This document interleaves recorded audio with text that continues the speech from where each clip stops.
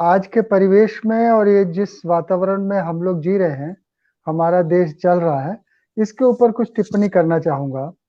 ये 8-9 साल से 2014 से जो सरकार आई, इसकी मूल रूप से 3 प्रवृत्तियाँ हम लोगों को नज़र आती हैं। एक तो ये है कि ये अपनी प्रगति विदेशी आईने में देखते हैं। ये विदेशों में मोदी जी की प्रतिष्ठा बढ़ गई, अभी उनको G20 का अध्यक्ष बना दिया गया। अभी नोबेल प्राइज़ के लिए सक्षम कैंडिडेट जो हैं, नोबेल प्राइज़ कमेटी के उपाध्यक्ष ने कहा। लेकिन जो चीज़ें इनको सूट नहीं करती हैं, चाहे वो हिंडनबर्ग का मामला हो या कोई दूसरा आलोचनाएँ हो या वाशिंगटन पोस्ट की आलोचनाएँ हो, तो उसको वो देश के खिलाफ आलोचनाएँ मानते हैं। तो ये प्रवृत्ति के कारण क्या है कि इनके पास अपने कोई आंकड़े नहीं है। ये डाटा लेस गवर्नमेंट है। इसके पास अपनी प्रगति का कोई आंकड़ा नहीं है। इन्होंने 8 साल तक कोई काम किया या नहीं किया, ये बताने का कोई इनके पास कोई साधन नहीं। और ये ऐसा नहीं है कि ये स्वाभाविक रूप से हुआ, बल्कि ये जानबूझ के किया जा रहा है, क्योंकि जब ये आंकड़े देंगे, तब इनकी जो असलियत है, वो जनता के सामने आ जाएगी। तो इसीलिए किसी चीज़ के डाटा ना तो बेरोजगारी के डाटा देते हैं, ना महंगाई का सही तरीके से आकलन होता है। तो ये जो डाटा लेस प्रवृत्ति है और विदेशी आईनों में देखने की प्रवृत्ति है। और तीसरी प्रवृत्ति जो हमारे महापात्र जी ने कहा कि संस्थाओं को उनकी गरिमा को समाप्त करने का। इन्होंने शुरू से इलेक्शन कमिश्नर से लेकर और आपका जो है प्लानिंग कमीशन और तमाम जितनी लोकतांत्रिक संस्थाएं हैं, इनका अवमूल्यन किया, उनकी गरिमा घटाई है। ये इसलिए की है, जिस व्यक्ति को गलत काम करना है, उसकी जो बाधाएं होती हैं, वो संस्थाएं होती हैं और कानून होता है। तो सबसे पहले वो हमला इन्हीं सब पे करता है। और बड़े सिस्टमैटिक तरीके से मोदी सरकार ने इन 8 सालों में इन संस्थाओं को धीरे-धीरे पंगु बना दिया गया। आज लोकतंत्र का जो मंदिर जिसको कहा जाता है संसद, इसमें आप देखिए बजट सत्र चल रहा है, बजट पेश हुआ है। बजट पेश होने के बाद अब उस पे बहस होनी चाहिए, लेकिन बहस एक ऐसे मुद्दे पर हो रही है जिसका जनता से और देश से कोई सरोकार नहीं है। एक व्यक्ति ने, चाहे वो कितना भी महत्वपूर्ण हो, यदि उसने कोई एक बयान दे दिया, इससे 130-40 करोड़ लोगों को कोई उतना फर्क पड़ने वाला नहीं है और ना ही देश को फर्क पड़ने वाला है। लेकिन ऐसे मुद्दों को लेके पूरे संसद का समय बर्बाद सत्ताधारी दल के द्वारा किया जा रहा है। विपक्ष के द्वारा किया जाता तो एक बार आप आलोचना कर सकते थे कि विपक्ष को गंभीरता से या जिम्मेदारी से काम लेना चाहिए, लेकिन संसद को चलाने की जिम्मेदारी जिस सरकार पर है, वो ही इस संसद को चलने नहीं देना चाह रही, क्योंकि वो जनता के मुद्दों पे चर्चा नहीं करना चाहती। आप देखिएगा, ये जब सेशन खत्म होगा, 1 घंटे के अंदर बजट जो है वो पास हो जाएगा। कोई डिस्कशन नहीं होगा। इतने महत्वपूर्ण बिल आए हैं, किसान बिल आए, लेबर कोड, पूरे लेबर लेजिस्लेशन चेंज कर दिया आपने, सिर्फ 2-2 मिनट, 4-4 मिनट में। पूरा किसी को बोलने नहीं दिया गया। बड़े-बड़े जो बिल आते हैं, उनको सेलेक्ट कमेटी में भी नहीं भेजा जाता, कोई डिस्कशन नहीं होता है, क्योंकि ये सरकार नहीं चाहती है कोई गंभीर डिस्कशन हो। डिस्कशन होने से ये जो करना चाह रहे हैं, अलोकतांत्रिक देश को बनाना चाह रहे हैं, वो उजागर हो जाएगा। ये एक बहुत बड़ा सोचा समझा इनका प्रयास है।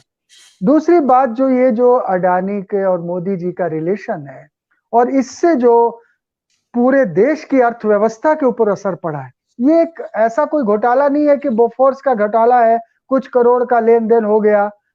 यहाँ तो ये हालत है, इंडियन एक्सप्रेस ने 2 दिन पहले एक लेख छापा और उसमें उन्होंने ये बात को कहा कि मॉरिशस की कंपनी जो है, ये अडानी डिफेंस, जो डीआरडीओ और इसरो को जिसका डिफेंस के मामलों में रिलेशन है, उसमें 42,000 करोड़ रुपया जो है वो अल्फा डिफेंस और एलरा प्रोमोटर कैपिटल, ये सब कंपनियों के द्वारा डाला गया। आखिर ये पैसा किसका था?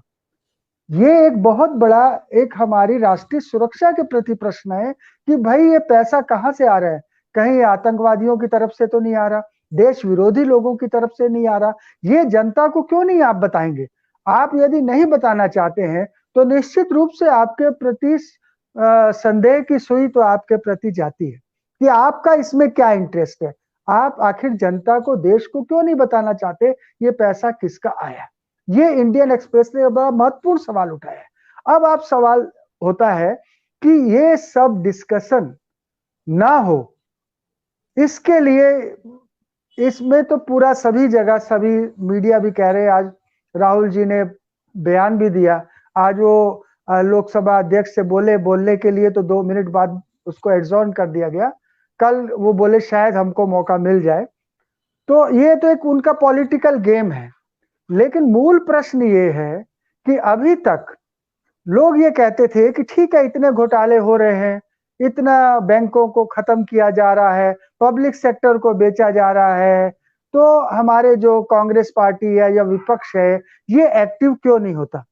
लेकिन जो अभी जिस तरीके से 17 पार्टियां यूनाइटेड हुई और कुछ पार्टियां अलग-अलग तरीके से अलग-अलग ग्रुप में यूनाइट हो रही है और एक स्वर में मांग कर रही हैं कि ये जो मोदानी घोटाला है, मोदी जी और अडानी जी का रिलेशन है, ये जनता के सामने आना चाहिए कि ये कि देश के किन-किन सेक्टर पर किस रूप से प्रभावित कर रहा है। यहाँ सब एकमत होते जा रहे हैं। लेकिन प्रश्न ये है कि नेता तो वहां पर मार्च कर रहे हैं, उन्हें ज्ञापन सौंपने नहीं दिया जा रहा। लेकिन क्या जिस तरीके से बोफोर्स के मामले में जब विश्वनाथ प्रताप सिंह ने रिजाइन दिया था, उस समय जिस तरीके से देश में हलचल थी, या इवन मिसेस गांधी ने जब इमरजेंसी लगाई थी, उस समय देश में जिस तरीके से हलचल थी, युवा जो है सड़कों पर आ गया था, क्या वो आज वो परिस्थिति है क्या? आज कांग्रेस का सबसे बड़ा नेता, उनका अध्यक्ष राहुल गांधी संघर्ष कर रहा है, लेकिन आपके मोहल्ले के, आपके जिले के कांग्रेसी कहां पर है? दूसरी पार्टियों की भी यही स्थिति है।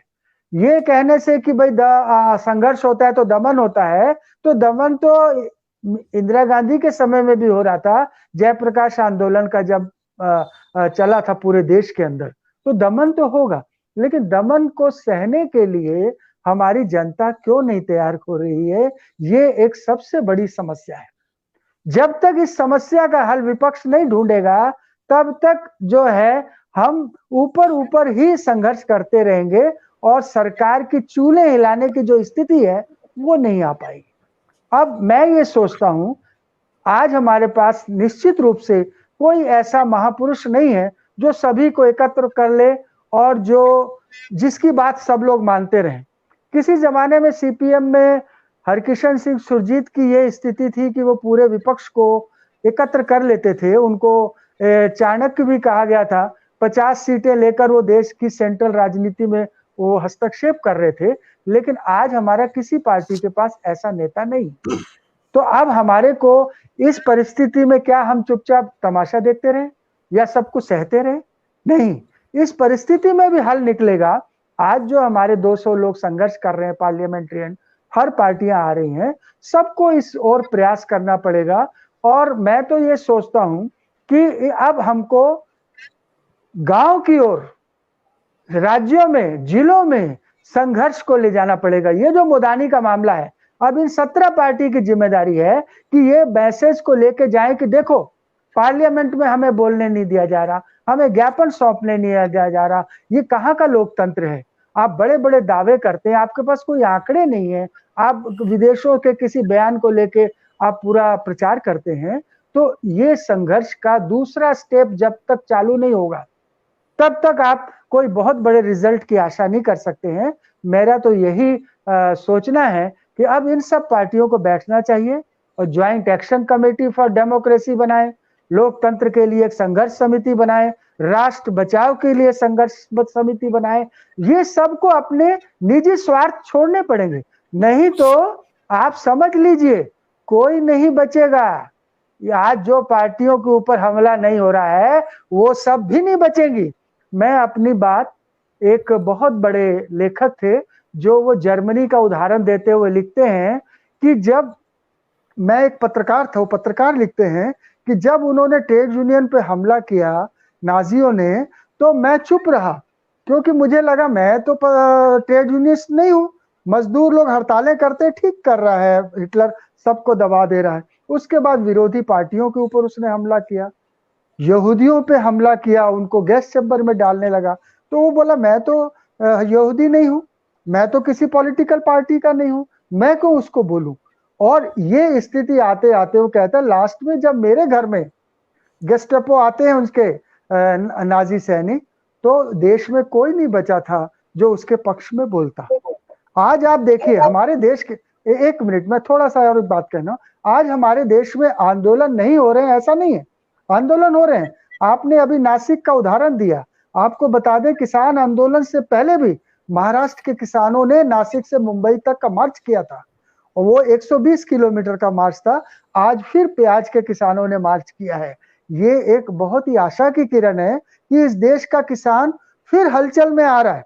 एमएसपी का सवाल हो, उसके जो वादे किए गए उसका सवाल हो, लेकिन दूसरी तरफ इस सरकार के द्वारा भी बड़ा खतरनाक गेम खेला जा रहा है। आपको हम बता दें, इसको नजरअंदाज नहीं किया जाना चाहिए। आने वाले समय में ये सरकार भी जैसे बोलते हैं ना चोट खाए हुए सांप की तरह ये फिर धर्म की आग में देश को झोंकेगी। पंजाब में शुरुआत हो चुकी है। पंजाब में जो अमृतपाल जिस तरीके के बयान दे रहा है वो वहां के पूरे पॉलिटिकल सिस्टम को पैरालाइज करने की एक शुरुआत है और ये शुरुआत सारे देश में होगी। और हमारे पास एक समय है, इससे पहले यदि हम राजनीतिक के ताकत और एक आंदोलन उभार लेंगे तो निश्चित रूप से भविष्य हमारा होगा। यही बोलूंगा। धन्यवाद जी, धन्यवाद सोनी जी।